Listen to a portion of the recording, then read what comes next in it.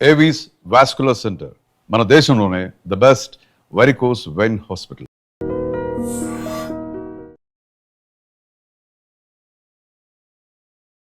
వాగర్థావివ సంపృక్తౌ వాగర్థ ప్రతిపత్తయే జగతః పితరౌ వందే పార్వతీ పరమేశ్వరౌ.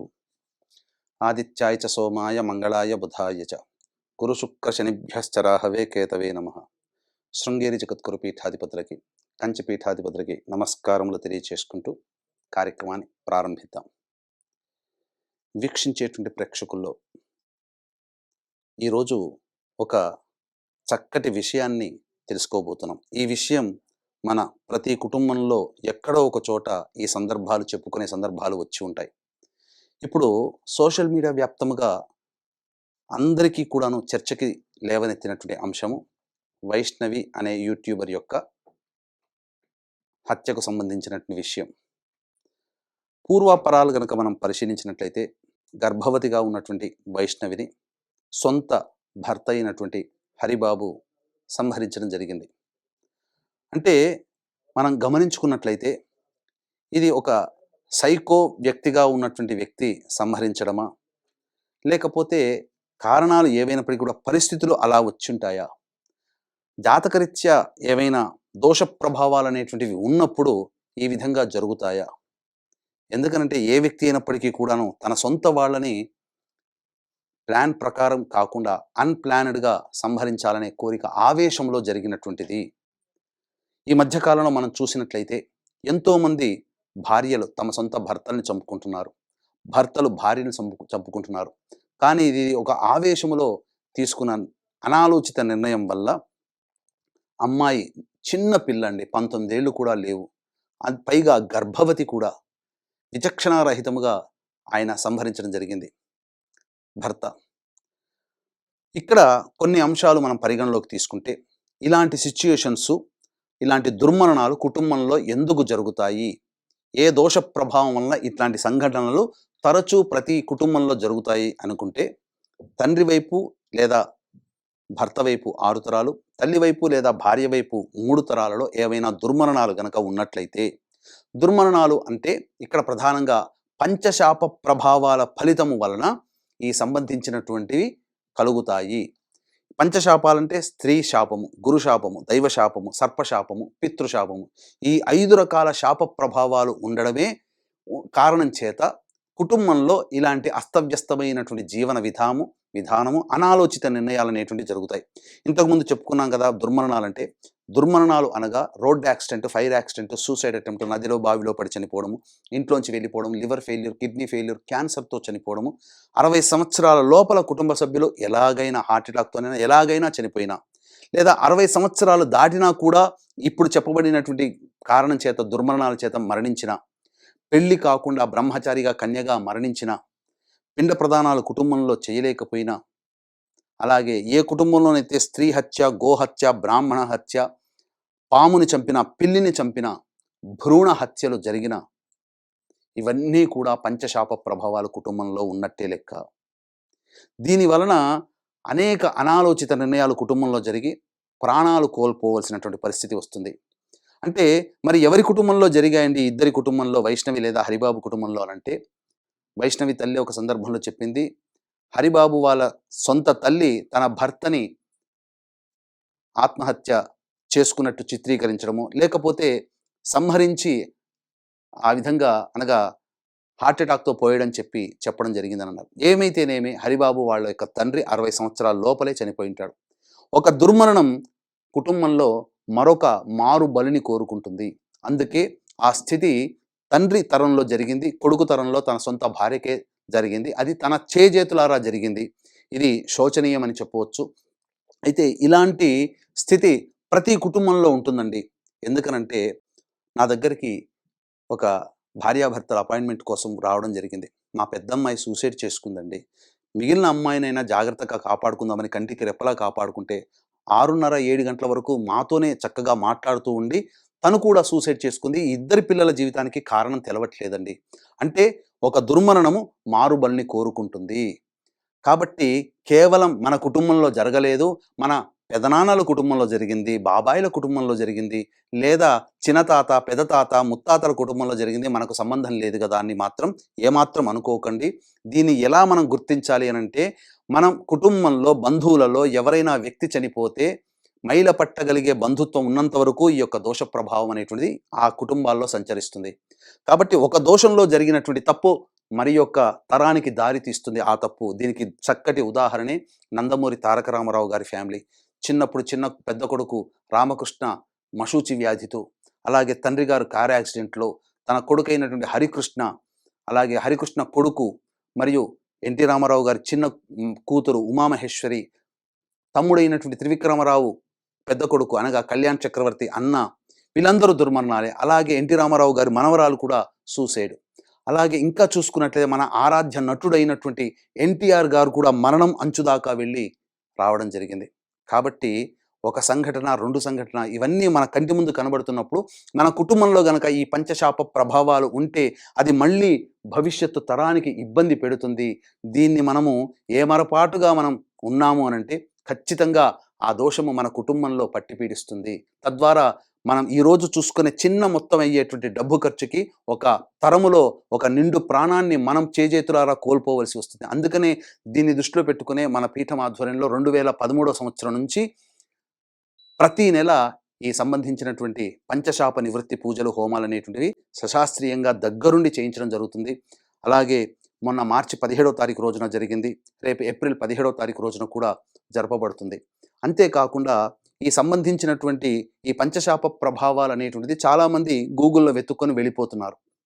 ఎక్కడ చేయిస్తున్నారో తెలియకుండా ముక్కు మొహం తెల్లని వాళ్ళతో మాట్లాడేసేసి వెళ్ళిపోతున్నారు. తద్వారా జరిగేటువంటి నష్టం ఏందంటే మాట్లాడే వాళ్ళు ఒకళ్ళవుతారు, రిసీవింగ్ చేసుకునే వాళ్ళు ఒకళ్ళవుతారు, పూజ చేయించే వాళ్ళు ఒకళ్ళవుతారు. ట్రైనీ పర్సన్స్‌ని కూర్చోబెట్టి ఆ పూజని, తంతుని పూర్తి చేస్తున్నారు. బ్రాహ్మణులకైతే ఒక రకంగా, మిగతా వాళ్ళకి ఇంకొక రకంగా పురాణోక్తంగా తూతూ మంత్రంగా షార్ట్‌కట్‌లో చేసి పంపిస్తున్నారు. చేయించే వాళ్ళకి టార్గెట్ ఉంటుంది. రోజుకి ఇన్ని పూజలు చేస్తే ఇన్ని డబ్బులొస్తాయి కదా! దాని ప్రకారం చేస్తారు. 4 గంటలు చేయాల్సినటువంటి పూజను కేవలం 1:30 గంటల్లో పూర్తి చేసి మమ అనిపించేస్తున్నారు. ఇంకా ముందుకు వెళ్ళి కొంతమంది అయితే జన్మించిన నక్షత్ర జనన శాంతి చేసుకోవాలి. కానీ ఇంకొన్ని నక్షత్రాలు జోడించి ఈ నక్షత్రాల్లో ఉన్న 27 నక్షత్రాల్లో 19 నక్షత్రాల్లో జన్మిస్తే ఈ పంచశాప ప్రభావానికి గురవుతారు అని చెప్పి అనవసరంగా లేనిపోని భయాలు పెట్టి ఇలా చేయిస్తున్నారు. కాబట్టి ఇప్పుడు చెప్పినటువంటి కుటుంబంలో తండ్రి లేదా భర్త వైపు, తల్లి లేదా భార్య వైపు దుర్మరణాలు గనక తరంలో ఉంటేనే ఇవి చేసుకోవాలి. ఇంకా జాతకాలు లేవండి, మనం ఎలా దీన్ని మనం పసిగట్టాలి అనంటే కొన్ని సూచనలు, సంఘటనలు అనేటువంటివి ఉంటాయి. అంటే ప్రధానంగా గమనించుకున్నట్లయితే మందులకు నయం కాని రోగాలతో కుటుంబ సభ్యులు బాధపడుతున్నా, తరచూ యాక్సిడెంట్స్‌కి గురవుతున్నా, నరదృష్టి, నరఘోషతో బాధపడుతున్నా, ఆడపిల్లలే సంతానం ఉండి పురుష సంతానం లేకపోయినా, ఇంటర్ కాస్ట్, ఇంటర్ రిలీజియన్ మ్యారేజ్‌లు కుటుంబంలో జరిగినా మన పిల్లలు ఆ విధంగా చేసుకుంటామని తల్లిదండ్రులతో పోరు పెడుతున్నా, మద్యం, మత్తు పదార్థాల వంటికి బానిసలైన కుటుంబ సభ్యులు, అలాగే కారాగార వాసమైన, అలాగే శారీరక, మానసిక లోపాలతో జన్మించిన, కుటుంబంలో ఎవరికి వారే యమునా తీరన్నట్టుగా ఎవరితో ఎవరు సంబంధం లేకుండా శత్రువులాగా మెలుగుతూ ఉన్నా, ఎవరి ఆలోచన వాళ్ళదన్నట్టుగా ఉన్నా, అంతేకాకుండా ప్రధానంగా కుటుంబంలో కొంతమందికి పిల్లలకి పెళ్ళిళ్ళు కావు. అలా పెళ్ళిళ్ళు కాకుండా వయసు గడిచిపోతున్నా, పెళ్ళైన దాంపత్యం సరిగ్గా లేక 1, 2, 3, 4 డైవర్స్‌లు అవుతున్నా, అన్నీ బావున్నా సంతానం కలక, పెళ్ళై 10 ఏళ్ళు 12 ఏళ్ళైనా సంతానం కలగకుండా ఇబ్బంది పడుతున్నా, ఆ కుటుంబాలలో ఈ యొక్క పంచశాప ప్రభావం ఉంటుంది.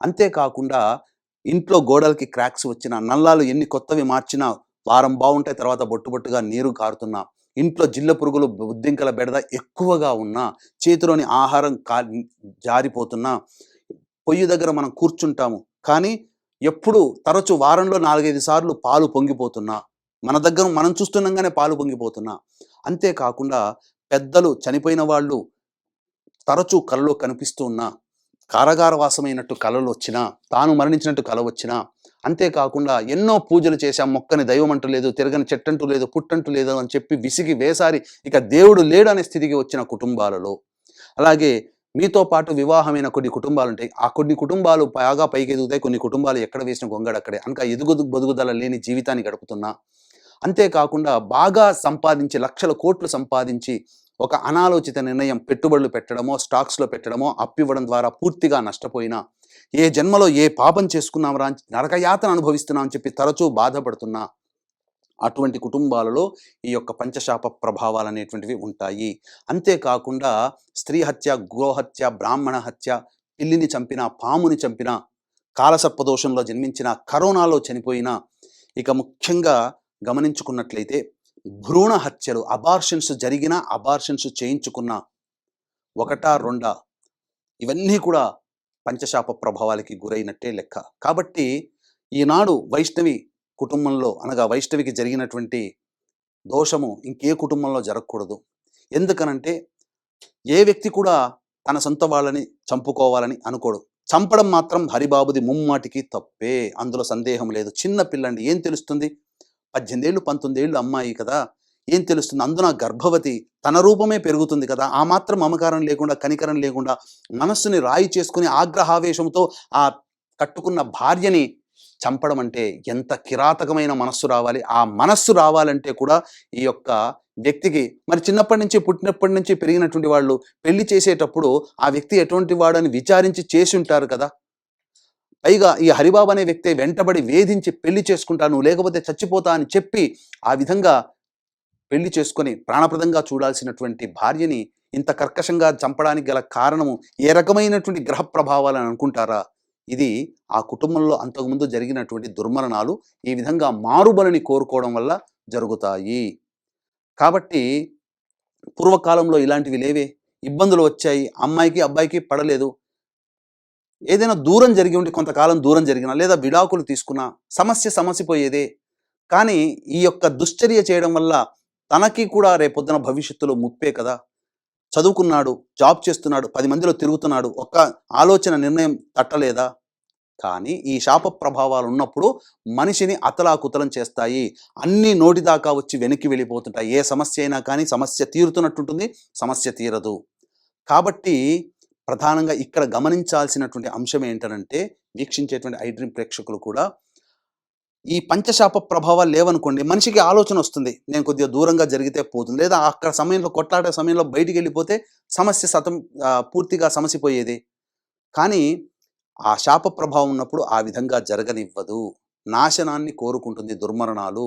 కాబట్టి వీక్షించేటువంటి ఐ డ్రీమ్ ప్రేక్షకులు దయచేసి మీ కుటుంబంలో ఇలాంటివి ఉన్నాయనంటే ఖచ్చితంగా పంచశాప ప్రభావాలకు గురైనట్టే. మీరు ఎన్ని ప్రయత్నాలు చేసినా మీ సంకల్పం దగ్గర దాకా వచ్చి వెనక్కి వెళ్ళిపోతుంది. నా దగ్గరకు ఒక వ్యక్తి అపాయింట్మెంట్ కోసం వచ్చాడండి, నేను గవర్నమెంట్ జాబ్ కోసం ప్రయత్నం చేస్తున్నాను, 4 సార్లు నేను గవర్నమెంట్ జాబ్కి ఇంటర్వ్యూలో పోయింది, సెలక్షన్ అయ్యాను, ఇంటర్వ్యూ దాకా వచ్చి ఇంటర్వ్యూలో పోయింది. ఆ యొక్క జాతకం చూసినప్పుడు పంచశాప ప్రభావాలు ఉన్నాయి. ఒక్కసారి కనుక ఈ సంబంధించినటువంటి నివృత్తి చేసుకుని ఉంటే 2 సార్లు పోనీయండి, 3-4 ఇంటర్వ్యూలను సెలెక్ట్ అయ్యి ఆనందకరమైన జీవితం. అంటే ఒక అదృష్టం దగ్గర దాకా వచ్చి వినియోగించుకోలేకపోవడానికి గల కారణం ఈ పంచశాప ప్రభావాలు. ఈ పంచశాప ప్రభావాల నివృత్తి జరిపించుకున్న తర్వాత చాలామంది కుటుంబాలలో సంతానవంతులైన వాళ్ళు ఉన్నారు, పెళ్ళిళ్ళైన వాళ్ళు ఉన్నారు, ఆస్తిపాస్తుల గొడవలు అన్నీ కూడా సద్దుమణిగి చక్కగా ప్రశాంతంగా ఎవరికి వారు విభజన పాలు చేసుకున్న వాళ్ళు ఉన్నారు. అనేక సమస్యల నుంచి బయటపడి ప్రశాంతమైనటువంటి జీవితాన్ని గడుపుతున్న వాళ్ళు ఉన్నారు. ముఖ్యంగా చాలామంది, వేల మంది చేయించుకున్న తర్వాత వాళ్ళు చెప్పినటువంటి ఒకే ఒక అంశం, మాలో ఏదో ఒక బరువు తీరిపోయింది, ముందుగా మేము ప్రశాంతంగా ఉన్నాం. అదొక్కటి చాలండి. ఈ కలియుగంలో ఇప్పటి పరిస్థితుల్లో మానవులు ప్రశాంతంగా జీవించాలంటే ఈ యొక్క పంచశాప ప్రభావాలు అనేటువంటివి ఉండకూడదు. అందుకనే ప్రధానంగా ప్రతి నెల మన పీఠం ఆధ్వర్యంలో ఈ యొక్క పంచశాప ప్రభావాల దోష నివారణకి జరిపించడం జరుగుతుంది. రేపు ఏప్రిల్ 17వ తారీఖు రోజున కూడా జరపబడుతుంది. అవకాశం ఉన్నటువంటి వాళ్ళు కార్యక్రమంలో కనిపించే నెంబర్కి కాంటాక్ట్ చేసి పూర్తి వివరాలు తెలుసుకోండి. మధ్యవర్తులని అలాగే ప్రకటనలని చూసి, మా ప్రసార మాధ్యమంగా వచ్చే ప్రకటనలని చూసి, యాడ్స్ని చూసి భయపెట్టేటువంటి వాళ్ళని చూసి మోసపోకండి. ధైర్యంగా ఉండండి. ఒక్కసారి పరిహారం చేసుకుంటే చాలు, మీ జీవితం అంతా కూడా ఆనందకరమైనటువంటి జీవితాన్ని పొందుతారు అని చెప్పడంలో ఏమాత్రం సందేహం లేదు.